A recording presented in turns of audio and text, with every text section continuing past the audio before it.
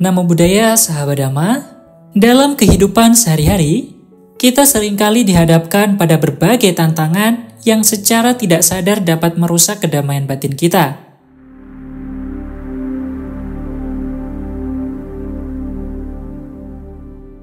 Ada kekotoran batin yang tersembunyi di balik perilaku dan keputusan kita. Dalam ajaran Buddha, tepatnya pada Mahanidesu halaman 280, Wibanga halaman 393, dan Neti Pakarana halaman 37-38, dijelaskan adanya 3 penggolongan utama kekotoran batin, yaitu tanha atau nafsu keinginan rendah, diti atau pandangan keliru, dan mana atau kesombongan. Ketiga aspek ini memiliki pengaruh besar dalam membentuk perilaku dan pikiran yang menjauhkan kita dari kebahagiaan sejati. Mari kita bahas lebih dalam masing-masing kekotoran batin tersebut, bagaimana mereka bekerja dalam hidup kita, dan bagaimana cara mengatasinya agar dapat meraih kedamaian batin yang lebih mendalam. Yang pertama, tanha atau nafsu keinginan rendah.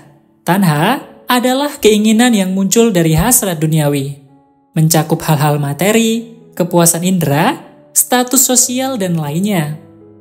Hasrat ini seringkali menciptakan ketidakpuasan yang terus berulang. Sebagai contoh, keinginan untuk selalu mendapatkan pengakuan atau mencapai kesenangan instan seringkali diperburuk oleh kemajuan teknologi.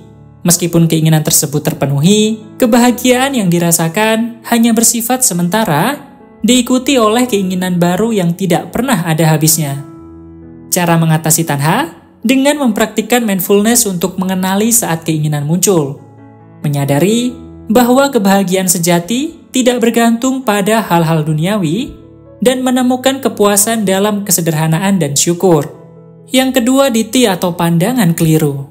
Diti mengacu pada cara berpikir atau pandangan yang salah, seperti keyakinan bahwa kebahagiaan hanya dapat dicapai melalui kesenangan duniawi atau bahwa penderitaan bersifat permanen.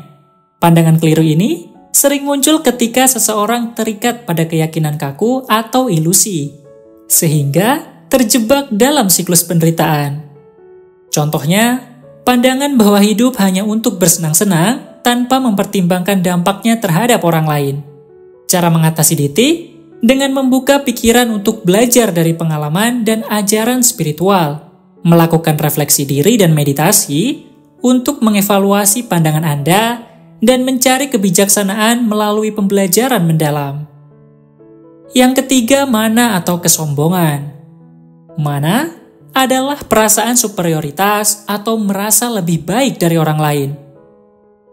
Kesombongan ini sering muncul dalam bentuk membandingkan diri dengan orang lain berdasarkan kekayaan, pengetahuan, atau status sosial. Kesombongan tidak hanya merusak hubungan dengan orang lain, tetapi juga menghambat pertumbuhan spiritual karena seseorang merasa tidak perlu belajar lagi. Cara mengatasi mana? Dengan mengembangkan kerendahan hati dan sikap terbuka untuk belajar dari siapa saja. Menggunakan meditasi dan refleksi diri untuk mengenali kesombongan dari dalam diri. Dan fokus pada pertumbuhan pribadi tanpa membandingkan diri dengan orang lain. Tanha, diti, dan mana adalah 3 kekotoran batin yang seringkali tidak kita sadari. Namun, memiliki dampak besar pada kehidupan kita. Dengan memahami sifat mereka dan berusaha mengatasinya, kita dapat mencapai kebijaksanaan serta kedamaian batin yang lebih mendalam. Mari jadikan momen ini sebagai langkah awal untuk merenungkan, mengenali, dan mengatasi kekotoran batin demi kehidupan yang lebih bermakna. Terima kasih telah menyimak. Sampai jumpa di konten berikutnya. Namo Buddhaya.